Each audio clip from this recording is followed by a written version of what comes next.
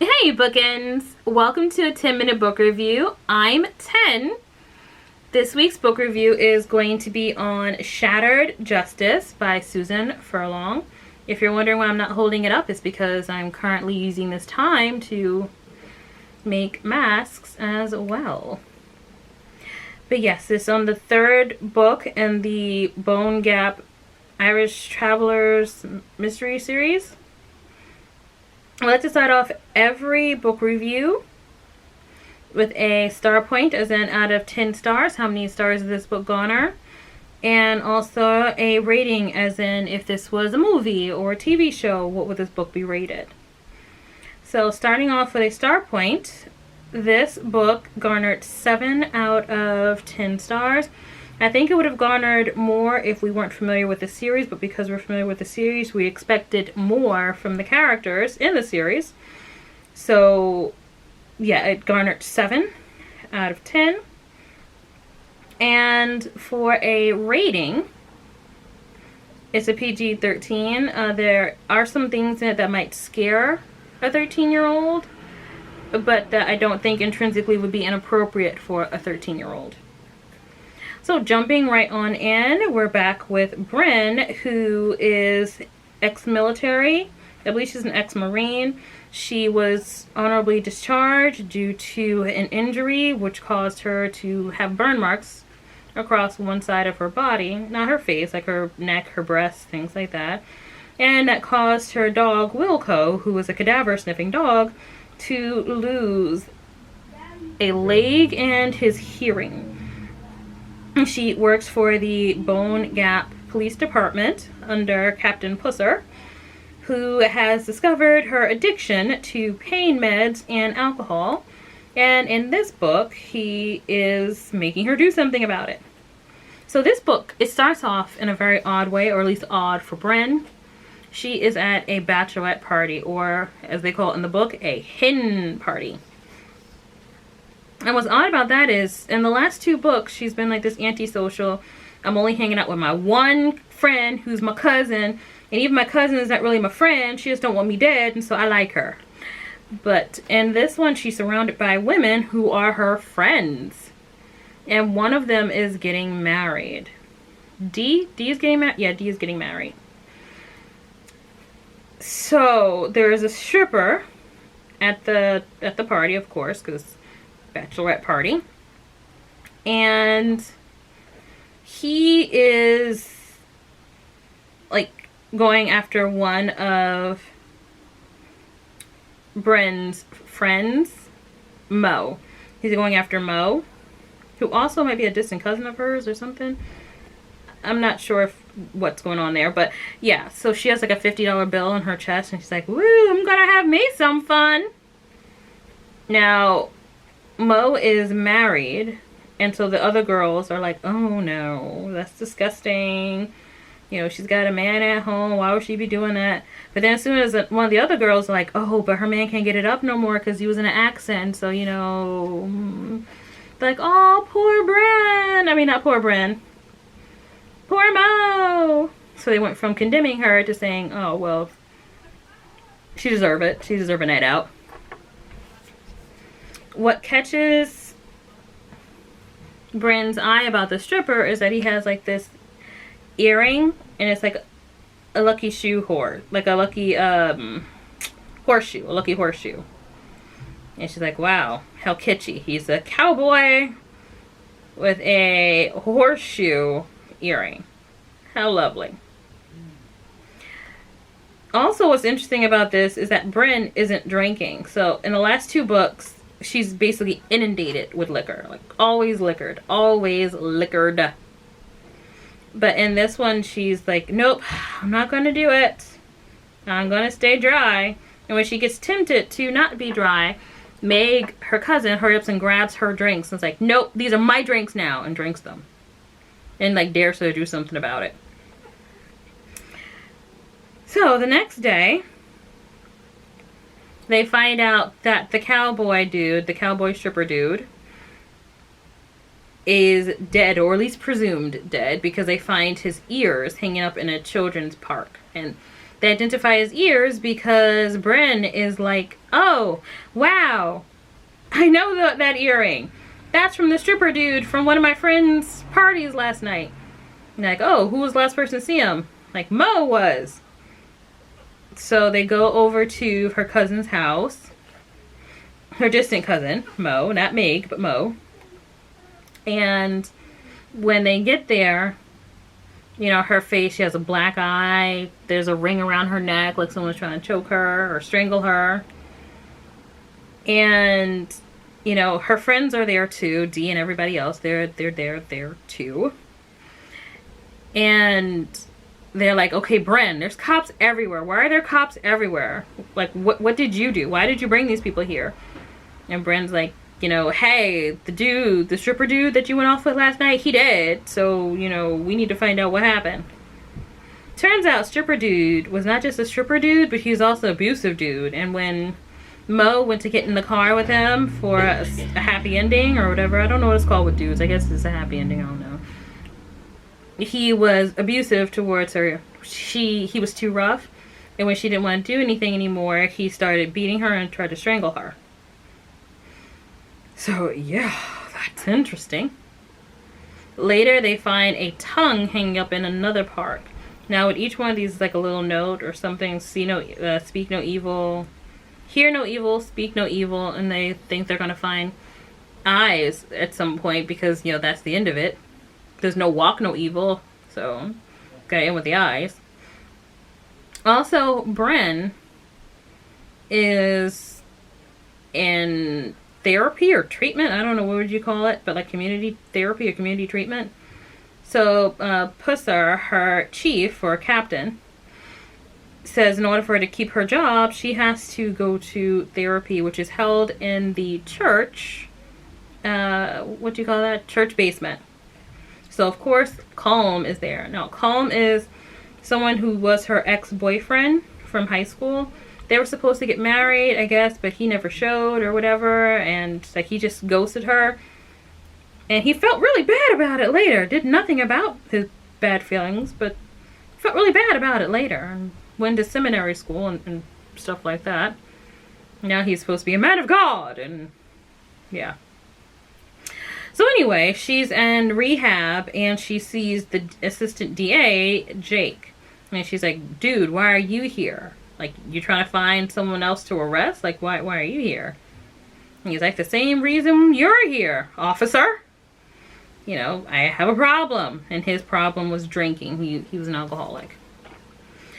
And Bryn is like, I ain't got no problem. My only problem is that the captain wants me to be here. That's my problem. I don't got no problems.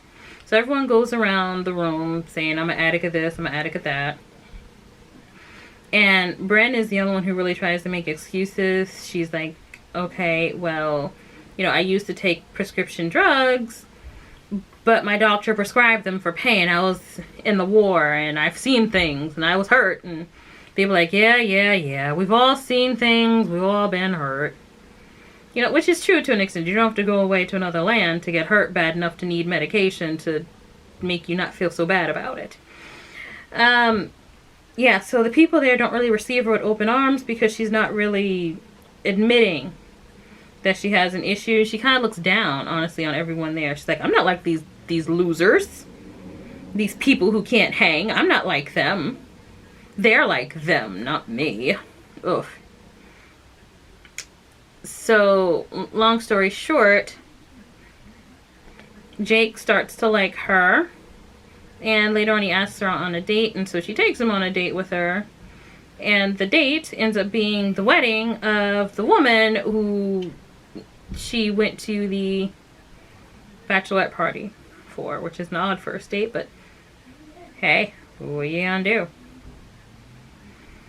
Some other interesting stuff that's going on is we see Kevin Dugan again. So we met Kevin Dugan in the first book when Bryn was feeling kind of, you know, horny, I guess.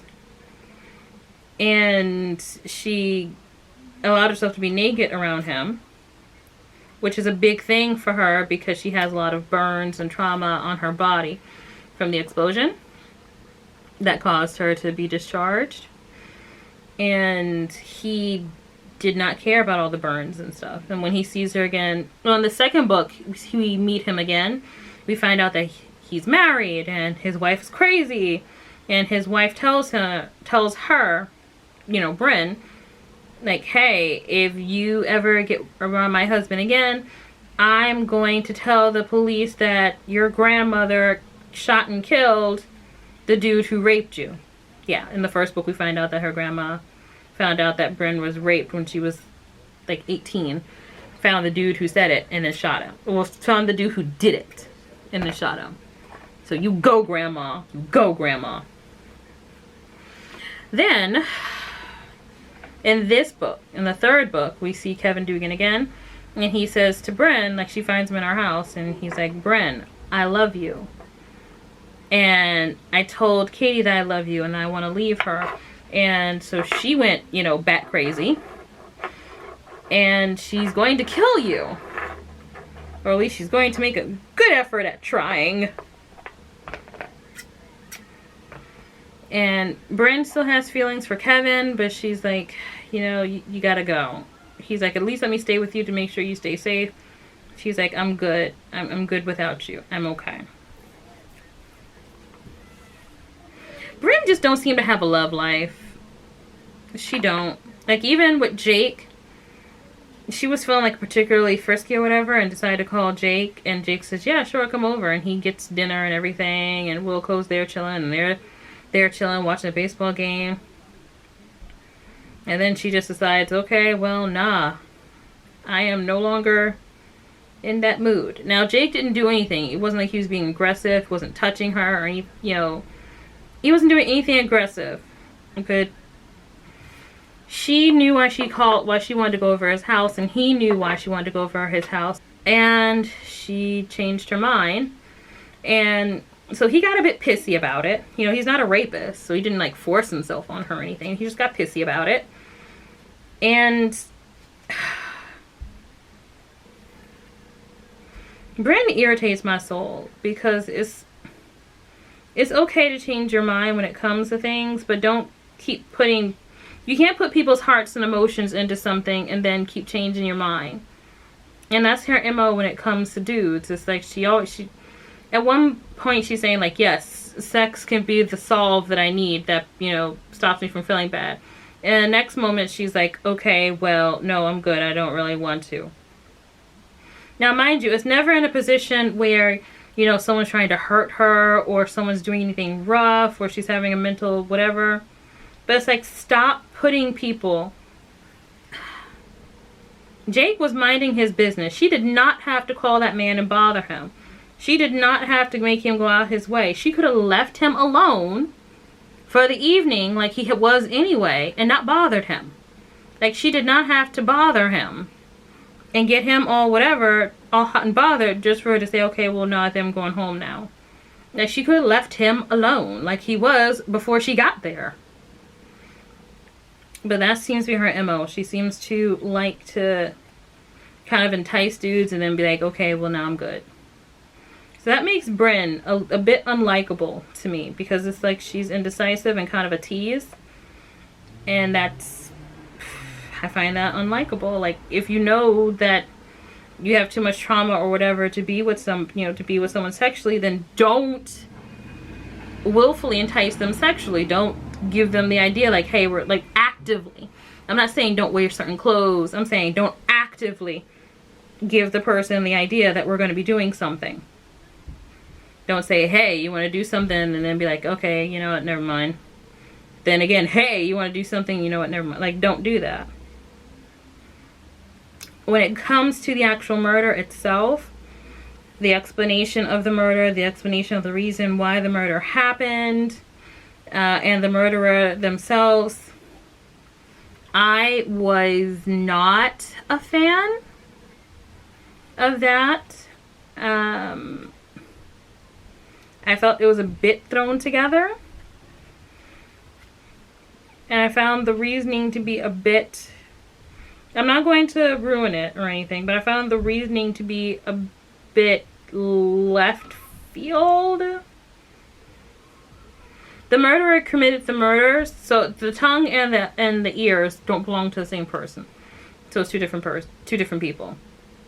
The murderer who committed the murders did so out of something that happened maybe 10 or 15 years earlier. And there's no rhyme or reason as to why they waited this long to get revenge. It didn't make any sense to me. Also, there were things about, like, so because of reading the first 2 books, I feel like I know the characters. And there were just things that happened that felt out of place for the characters, especially if it's been only a month since the second book. I mean, of course, it's been more than a month since the second book was released. I think it's been about a year, but it's been in the world of the book, it's been about a month since the last time we've seen Bren. So certain behaviors don't seem to match up with certain actions. They don't seem to match. So, yeah, I expected this book could have gotten higher. One, if I wasn't familiar with the series, it definitely would have gotten higher if I wasn't actually familiar with the series. And then 2, if it had actually felt like it played truer to the characters. And then 3, if Bren wasn't so indecisive. Oh my god. Like, I'm so tired of the will she, won't she with her, like, relationships and with her romantic life. It's like, just make her asexual. Make her mentally asexual, like she likes sex or something, but she just can't do it. And then stop bringing other people into it and then hurting them.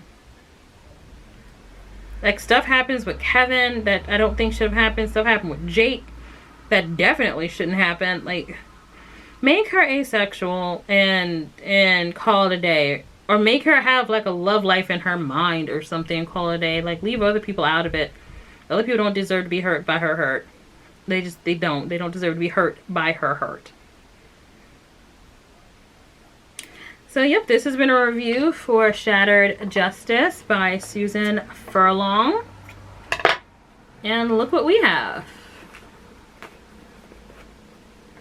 The makings of a mask.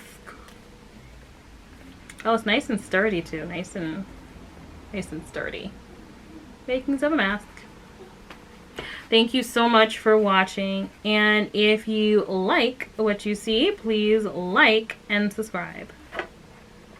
Bye, Bookends.